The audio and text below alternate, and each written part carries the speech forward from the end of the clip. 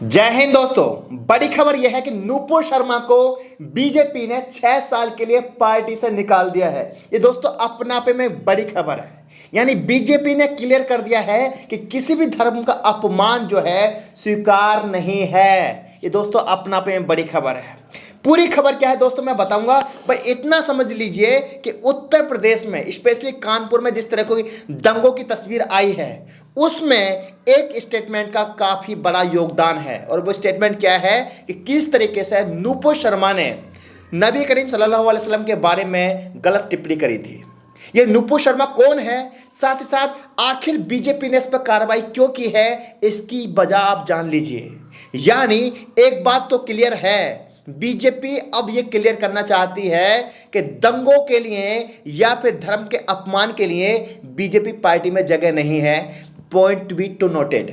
पूरी खबर क्या है दोस्तों बताऊंगा, बट आपको यह जानना जरूरी है आखिर बीजेपी ऐसा क्यों कर रही है। अभी आप 2-3 दिन पहले का बयान देखेंगे जहां आरएसएस प्रमुख मोहन भागवत ने कहा था कि अब हर मस्जिद में शिवलिंग ढूंढना क्या जरूरी है। और कहीं ना कहीं उन्होंने इस देश में जो अंधभक्त है उनको सबक सिखाने के लिए ऐसा बोला था। वहीं आज की एक बड़ी खबर आती है कुछ देर पहले की कि नूपुर शर्मा को बीजेपी ने 6 साल के लिए पार्टी से निष्कासित कर दिया है। केवल नूपुर शर्मा को नहीं, एक और है जिंदल, उनको भी पार्टी से निष्कासित कर लिया है। लेकिन दोस्तों वजह क्या है निष्कासित करने की, इतना समझ लीजिए। लेकिन दोस्तों इसको एक तरीके से और समझिए कि इस देश में जितने भी ऐसे लोग हैं जो किसी की सेंटिमेंट को हाइड करते हैं वो पूरी तरीके से जलील हुए हैं। यदि नरसिंहानंद सरस्वती को आप जानते होंगे, जो हेट की दुकान चलाता था, आज उसका क्या हाल है आप पढ़ लीजिए। उसने किनार कर लिया, उसने कहा कि अब मैं कभी भी किसी धर्म के खिलाफ नहीं बोलूंगा। उसके बाद जितेंद्र त्यागी और वसीम रिजवी, इन्होंने भी नबी करीम सल्लल्लाहु अलैहि वसल्लम के बारे में क्या कुछ नहीं बोला, लेकिन लास्ट में क्या हुआ आपको अच्छी तरीके से पता है। वहीं तीसरा केस है नूपुर शर्मा का। ये नूपुर शर्मा कौन है, बीजेपी की प्रवक्ता हैं। इन्होंने क्या बोला था, एक डिबेट के दौरान इन्होंने इस तरह की बात बोली थी, नबी करीम सल्लल्लाहु अलैहि वसल्लम पे बहुत सारे सवाल उठाए थे और गलत टिप्पणी करी थी। वो टिप्पणी जो किसी भी एक आम इंसान का दिल जो है दहला सकती है। अब सवाल यह है दोस्तों कि आखिर इनको हटा क्यों दिया गया और बीजेपी ने क्या स्टेटमेंट जारी किया, पहले आप समझिए। बीजेपी का एक स्टेटमेंट देखिए, उन्होंने कहा है, आपके सामने खबर दोस्तों, पैगंबर मोहम्मद पर बयान के बाद उपजा विवाद, बीजेपी ने कहा किसी धर्म का अपमान स्वीकार नहीं। पहले आप ये स्टेटमेंट पढ़िए। बीजेपी प्रवक्ता नूपुर शर्मा के बयान के बाद उपजे विवाद के बाद बीजेपी ने अपना ऑफिशियली बयान जारी कर दिया है। पार्टी को ऐसा कोई भी विचार स्वीकृत नहीं है। पार्टी ऐसी किसी विचार को एक्सेप्ट नहीं करेगी जो किसी भी धर्म या संप्रदाय की भावना को ठेस पहुंचाए। रविवार को कहा गया है कि वे सभी धर्मों का सम्मान करती है। पार्टी किसी भी धर्म के पूजने लोगों का अपमान स्वीकार नहीं करती। बताया जा रहा है कि नूपुर शर्मा के बयान के बाद मचे बवाल को शांत करने के प्रयासों के तहत भाजपा ने यह बयान जारी किया है। अब इसमें अहम बिंदु क्या है ये पढ़िए।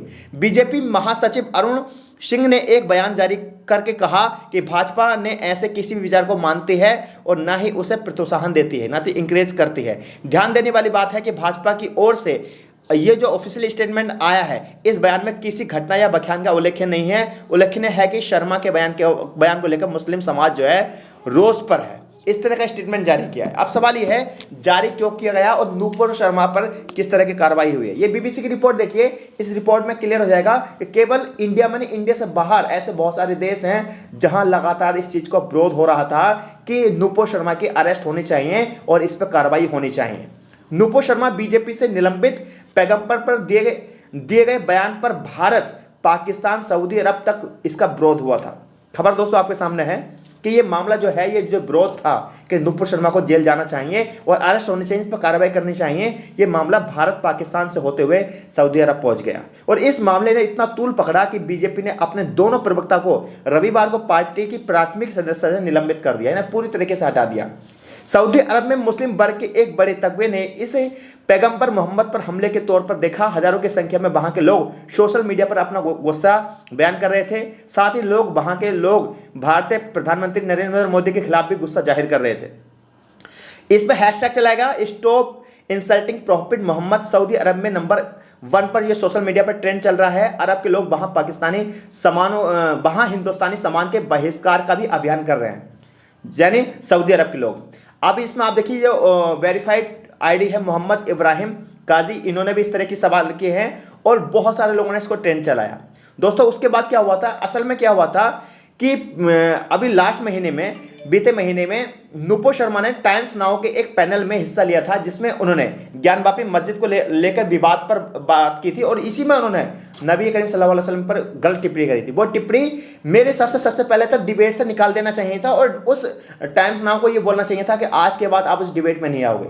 लेकिन दोस्तों हमारे देश का जो गोदी मीडिया है किस तरीके से हेट को फैलाता है, ये कोई छुपा हुआ नहीं है और ये कोई नई बात नहीं है। किसी तरीके से अगर इस देश में सबसे पहले बैन हो जाना चाहिए तो ये गोदी मीडिया होना चाहिए, जो पूरे बड़े लेवल से प्रोफेशनली तरीके से कोट पैंट पहनने के बाद पूरे देश में जो है हेट को प्रमोट कर रहा है। दोस्तों उसमें क्या हुआ, जब नुपुर शर्मा ने जब अपनी बात रखी तो उसमें कुछ ऐसा कह दिया जो पूरा विवाद बढ़ गया।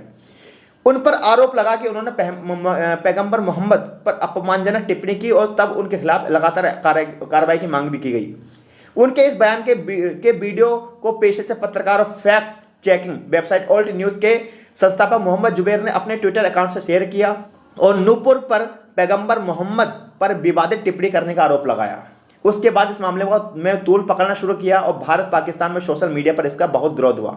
इस दौरान बीजेपी दिल्ली के प्रवक्ता नवीन कुमार जिंदल ने भी अल्पसंख्यक समुदाय के खिलाफ एक और ट्वीट करके विवाद खड़ा कर दिया, यानी दो, एक प्रवक्ता ये और एक प्रवक्ता ये।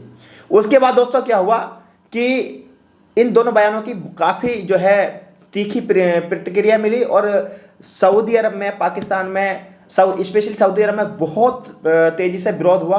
यहाँ तक उन्होंने हिंदुस्तानी सामान जो है उसको बॉयकॉट कर दिया। उसके बाद बीजेपी ने अपना बयान जारी किया। बीजेपी ने कहा, रविवार को दोपहर को उन्होंने अपडेट जारी की और उन्होंने कहा बीजेपी ने पैगंबर मोहम्मद के खिलाफ अपने दोनों प्रवक्ताओं की टिप्पणी से पैदा हुए विवाद के बाद कहा है कि वे सभी धर्मों का आदर करती है। किसी भी धार्मिक महापुरुष के किसी अपमान का पुरजोर निंदा करती है। पैगंबर मोहम्मद पर बीजेपी प्रवक्ता नुपुर शर्मा और नवीन जिंदल की टिप्पणी से पैदा विवाद पर पार्टी के महासचिव अरुण सिंह ने कहा कि उनका पार्टी ऐसी किसी विचारधारा के बिल्कुल खिलाफ है जो किसी संप्रदाय और धर्म का अपमान करती है।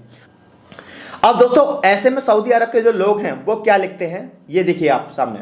नुपुर शर्मा के बयान को अपने ट्विटर हैंडल पर साझा करते हुए मोहम्मद जुबैर ने रविवार को फिर ट्वीट साझा किया और बताया कि मध्य पूर्वी के देश कतर, ओमान, सऊदी अरब और मिस्र के ये लोग सोशल मीडिया पर ट्रेंड चल रहा है और इस ट्रेंड में वो ये लिख रहे हैं कि जिस तरीके से देखिए मोहम्मद सल्लल्लाहु अलैहि वसल्लम एक इतनी बड़ी पर्सनैलिटी हैं कि केवल इंडिया नहीं पूरी दुनिया के जो मुस्लिम लोग हैं उनको फॉलो करते हैं और ये कलमा ही बनता है ला इलाहा इल्लल्लाह मोहम्मद रसूलुल्लाह सल्लल्लाहु अलैहि वसल्लम कंप्लीट होता है। तो दोस्तों एक तो होता है कि आप किसी शख्स को क्रिटिसाइज करते हो, क्रिटिसाइज करना एक अलग होता है, और आप उनको अपमानजनक शब्दों का यूज़ करते हो, उनको उल्टा सीधा बोलते हो, वो बहुत अलग होता है।